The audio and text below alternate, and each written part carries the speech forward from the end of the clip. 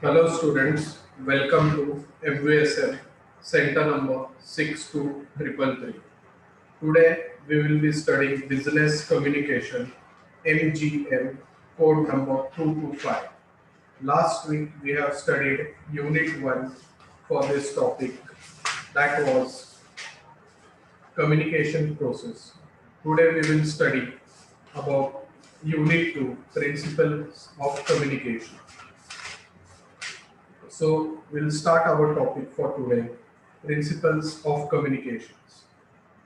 So after studying this topic, principle of communication, you will be able to prepare or the list of principles required to make communication more effective, tell how exactly the principles can be used to make communication effective, know with whom and with which type of communication takes place in an organization, prepare a list of various types of communications, explain the difference between various types of communication.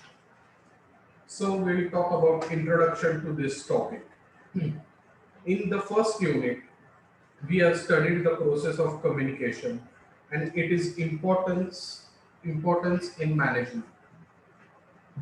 We have also studied how communication process is important in business while studying the interaction and discussions among the employees of the organization.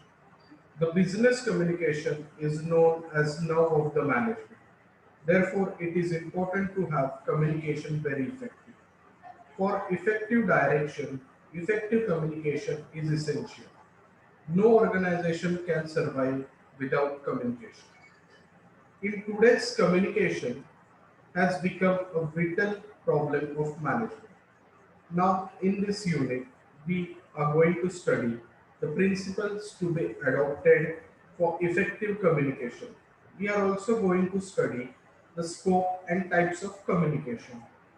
At end of this lecture, you will be able to know how business is managed with help of communication and how efficiency is brought to the communication. So we'll talk about now principles of communications. Principles of communications are as follows. Principle of clarity, principle of alertness, principle of integrity, principle of completeness, principle of correctness, principle of short brief, principle of implementation, principle of objectives, principle of timeliness, and the last one is principle of suggesting to think from all angles about the receiver. So now first we'll talk about the first principle, that is principle of clarity. In principle of clarity, each and every communication should be clear. It means that mini message communication of sender should be understood clearly by the receiver. If message is not clear, the communication will be not understood clearly by the receiver. If message is not clear, communication will be understood by the receiver and we will not get the expected feedback from him. If the expected feedback is not received, then it can be said that our communication is unsuccessful. Therefore, it is very essential to have clarity in communication. The principle starting the necessity of clarity in communication means the principle of clarity. The clarity in communication about two factors. They are clarity of thoughts and clarity in arranging and explaining the thoughts. For principle of clarity, you should use following things. Use of simple words, certainty in expressions, and use of small sentences. It will be very helpful to study this principle of clarity if you use these 3 points. Now we'll move to second point, that is principle of alertness. The alertness is an important as clarity in communication. Alertness, alertness means attention of both the party, that is communicator and communicating, to communication. The communication becomes unsuccessful even if one neglects or do not pay attention.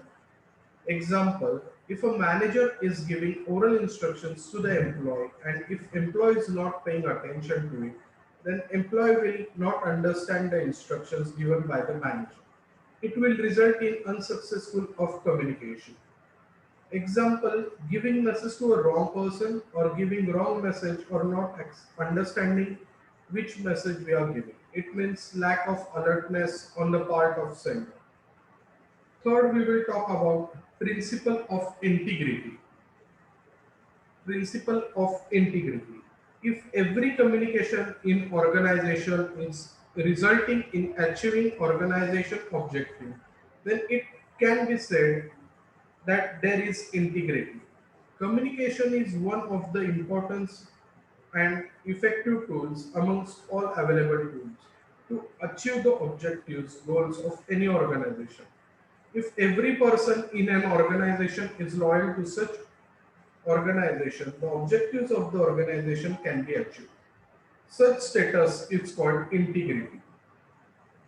Integrity should strike while making communication. Due to such communication, if integrity is going to be lost, then it cannot say that the communication is successful.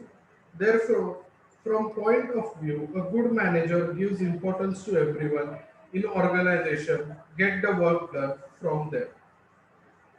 Fourth one is principle of completeness. The communication should be complete in all respect. It means including all the information in the message which is required to get a feedback. The completeness is not only required only for feedback, it is also increase the goodwill of an organization. To bring completeness in communication, answer to all questions like who, what, where, when, and why are to be answered. In other words, to whom the message is to be given, which message is to be given, where the message is to be given, when the message is to be given, why the message is to be given. Now we will talk about the principle of accuracy. Accuracy in communication is very essential. Accuracy is not only in the language, but it should be in form of message. In case of accuracy of language, if rules of grammar, punctuation, and correct spellings in writing are followed, and communication is made, such communication becomes correct communication from point of the view. At same time, to bring correctness in the message, use of true actual information, correct words and figure should be made in communication. Now we will talk about the sixth point, that is principle of consciousness. Sixth point, principle of consciousness.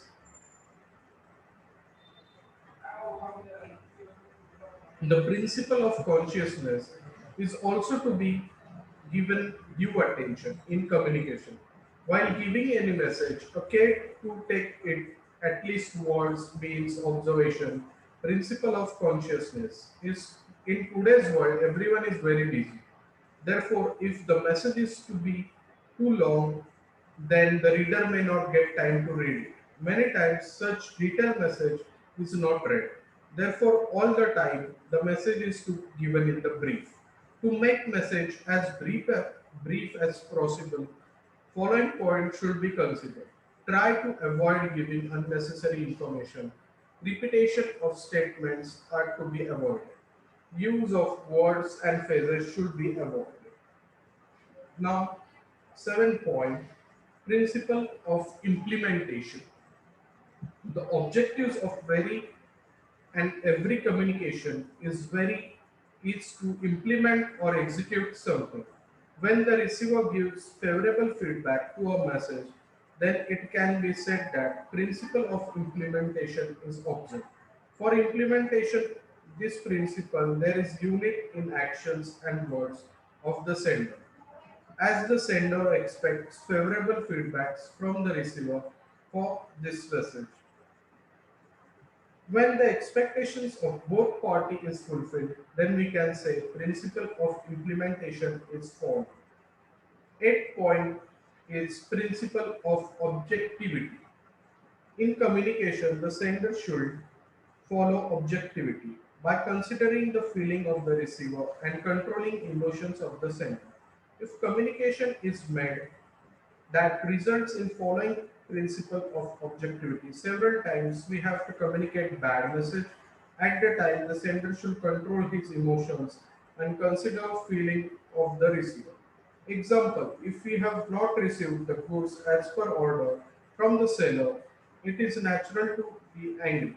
In such situations, if we use words in message that may hurt the feeling of the seller, we may get satisfaction expressing anger, but words used in message may hurt the feeling of the seller and may decide not to deal with the sender in future.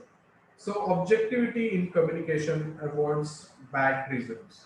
Now the ninth point about principles of communication is principle of timeliness.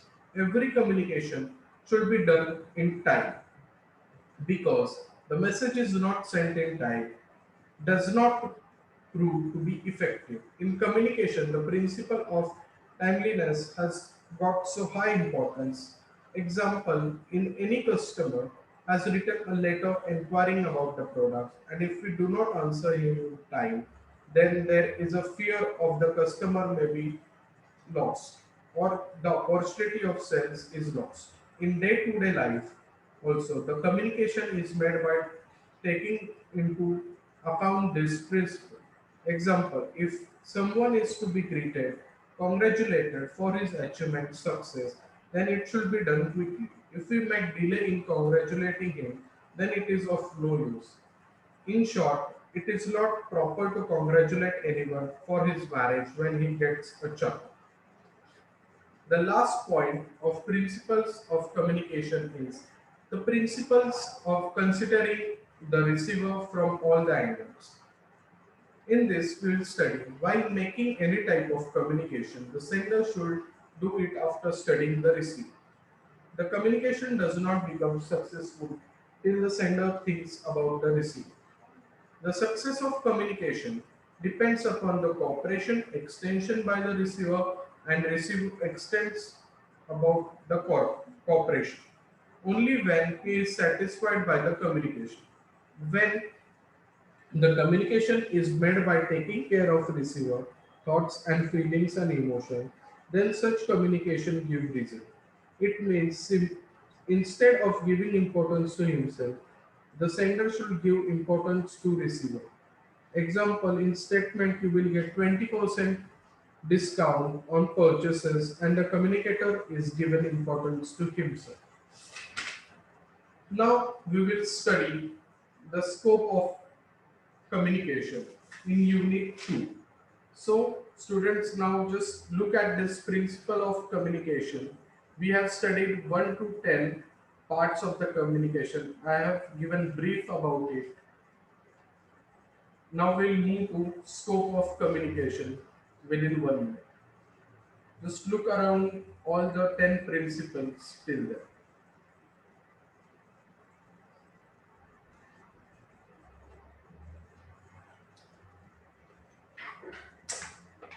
So we will start the scope of communication. The scope of communication changes according to the nature of the business. If the size of business is limited, the scope of communication is limited. As the business progresses, the scope of communication also progresses according to the business. Thus, the scope of communication can be told as follows: one-way communication, two-way communication, horizontal communication, and external communication. In one-way communication, at the initial stage of the business, as field, the size, and the volume of business is limited, the communication also happens to one way. In such type of communication, the sender, senior officer, manager, owner gives order to their juniors and they have to obey the order without raising any voice. In this communication, we find that there is role only to the sender. The facility of making suggestions or asking questions about any message was not there to the juniors. In two-way communication, we'll study the scope of two-way communication is wider than the one-way communication. As the business goes on progressing, the need of two-way communication is under the two-way communication.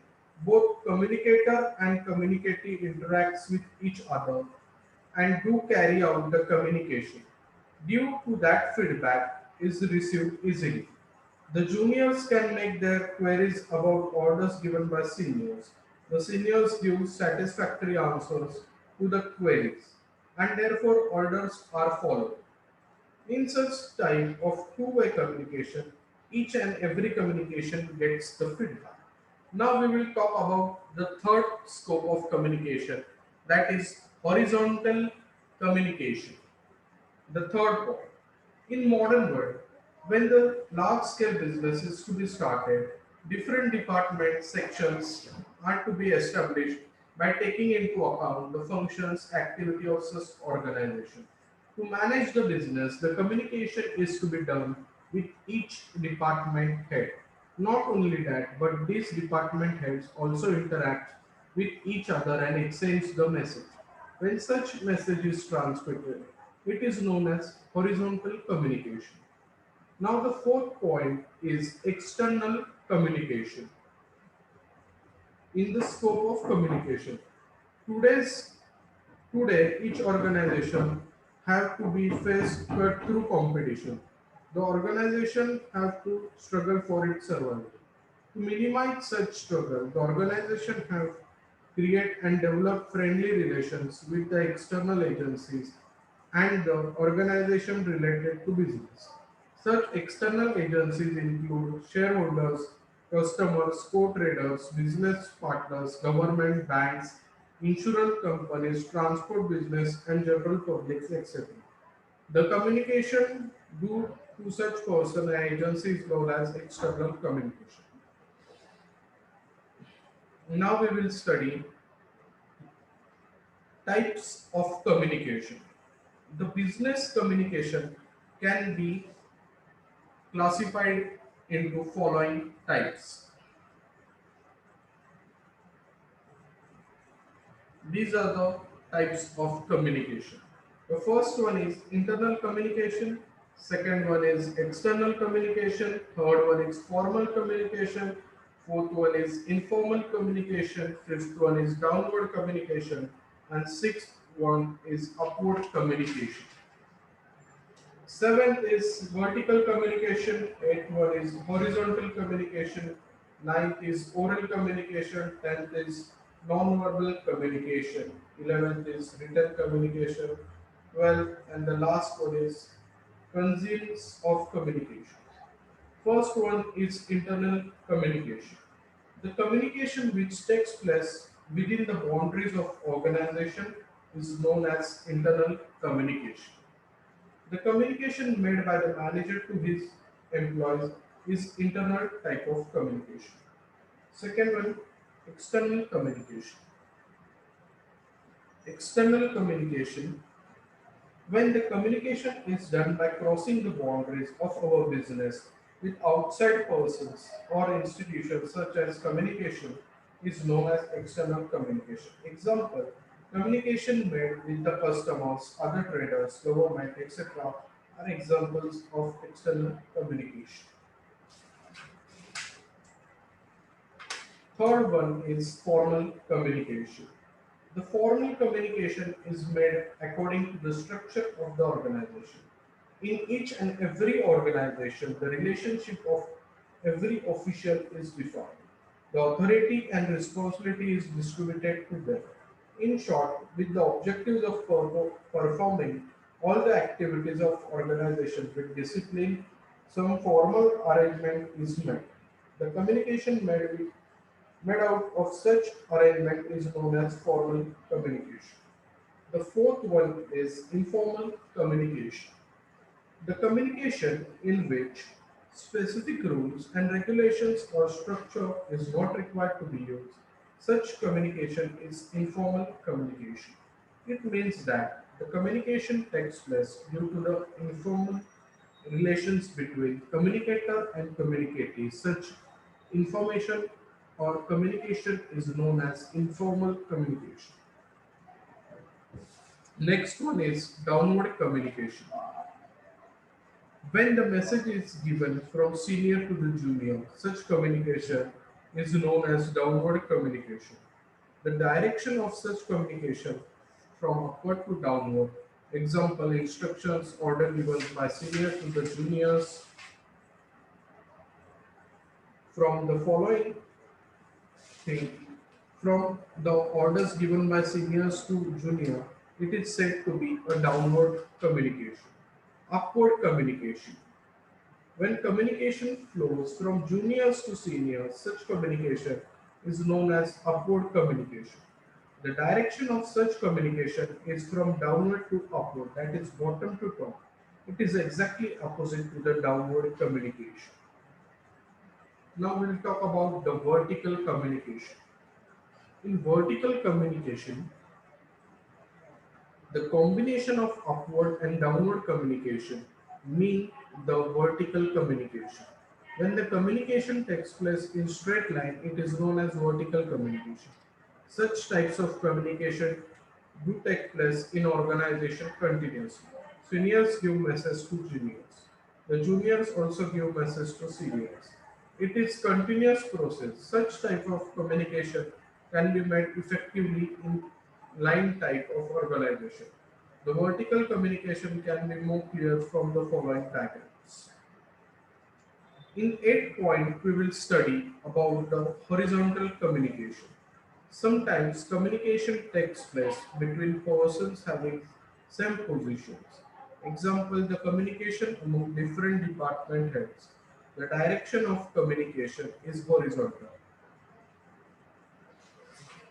Now we will talk about oral communication, the ninth one. In oral communication, the message given are orally. It is most of the popular type of communication. It is mainly used in face-to-face conversation, telephonic talk, and it is the easiest type of communication. It has got various features. Example, it saves time, money, and labor. Quick feedback is obtained for the purpose of follow-up. All the queries are answered satisfactorily.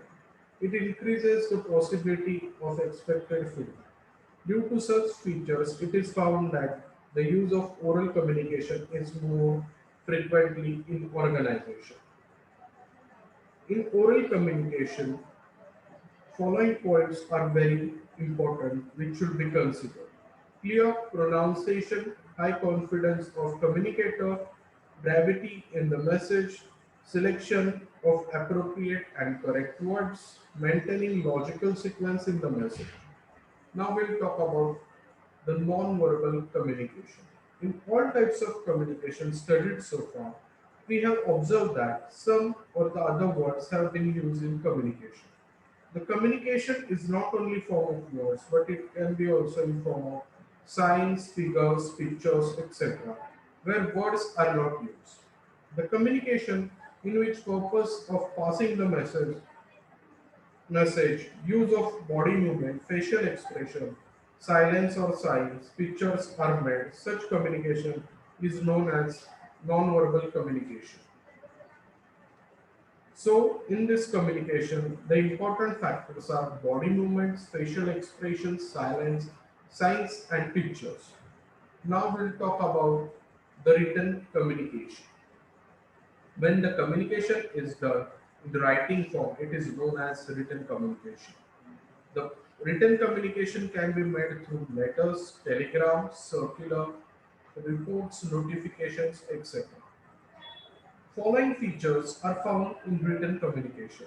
As message in the written form, it can be recorded, it can be used for the further references. It can be produced in the court of law as legal evidence. The authority and responsibility can be fixed. It also helps in sending detailed message. Along with such features, some limitations are observed in case of written communication.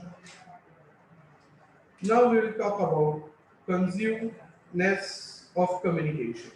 In It is one type of communication. Consumers means taking or giving, accepting in total on particular issue. It is used in political on a large scale. In the election of presidential post, president to respect the value of the post. Selection can be made by all the parties through the consumers. It means this selection is made as far as possible, unopposed and unanimously. It does not mean that the elected person do not have opposition. Now we'll talk about use of communication in business and efficiency of the manager in communication.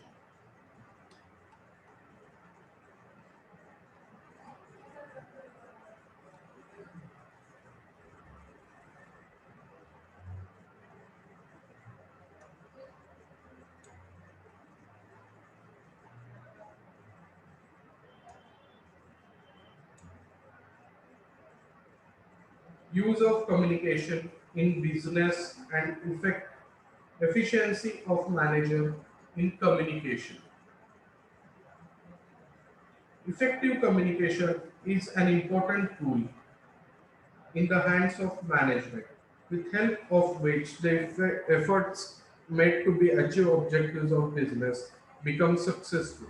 In other words, in management, there is nothing but communication. If there is no communication in management, instructions, orders cannot be given. The seniors and juniors will not come in contact.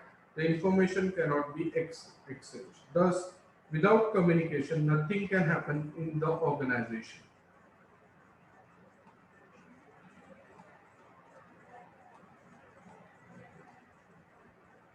Now we'll start about formal communication.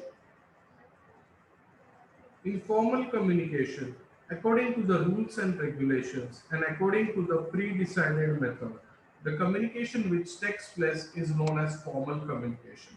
Maximum communication in management is formal in nature, as it is made according to the rules and regulations of the company. It is also termed as official communication. In the management, communication takes place to different directions. Therefore, according to the direction of communication, there can be following types of communication. The first one is downward communication, second one is upward communication, third one is vertical communication, and fourth one is horizontal communication. In communication, in the management, the communication which takes place from the seniors to juniors is known as downwards communication. The direction of such communication from seniors to from senior level to junior. The downward communication can be written or mean oral forms. Such communication be present or personal or at group level. The use of such communication is meant to put up a plan action in front of the employees, which can achieve the organization goals to give necessary instructions or guidance about such work. The management has to get work done by the workers. This basic work of management is fulfilled, performed without the help of communication. Therefore, due to such importance in organization, we find this type of communication. Now we'll talk about upward communication. Many times the information flows from junior to seniors. When such communication takes place, it is known as upward communication. As manager gives information to the employees, the management also needs some information from the employees. At such time, upward communication takes place. The third one is vertical communication. In vertical communication, in today's business world, as the management gives order to employees and seeks opinions of them on such orders, the vertical type of communication is found in management. The combination of downward and upward communication is known as vertical communication. It includes the communication from seniors to juniors and from juniors to seniors. Now we'll talk about horizontal communication. To achieve cooperation and coordination in functions of various departments, The same level of communication which is required in an organization is known as horizontal communication. When communication takes place between two persons having same position level, it is known as horizontal communication. Now we will talk about the efficiency in communication. The last part of this unit is efficiency in communication, unit 2. So we'll focus on that now. It is considered that the communication is nervous system in the management. Any functions of an organization cannot be completed without communication. Therefore, the communication is very important in the business. We have already studied how communication is used by managers. Therefore, it is understood that the functions of communication is very important in management. Communication is an important tool in the hands of management with the help of which management tries to achieve the organizational objectives. From this, we can say communication helps in achieving objectives of the organization. The success of business depends upon the way in which manager makes use of communication. Therefore, while appointing or selecting a manager, mainly it is assessed whether it has good communication skill or not. In the management, efficiency of manager can be measured on communication skills. Communicating maximum people with the optimal use of available resources like time, money, and material means efficiency in communication. The efficiency of manager in communication can be seen from the following points. Writing instructions on blackboard ought to be given to the employees. Second point is if guidance is to be given instead of guiding personally, meeting of such employees is to be called and guidance should be given in such meeting. Third one is when we do have ample of time for sending letters instead of using couriers or speed post, telephones or telegrams, the normal ordinary postal services should be used. It is found that all three types of communication while communicating, time, money and material is set.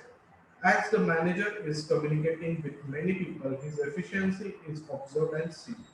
But all the times the objectives of saving money cannot be set.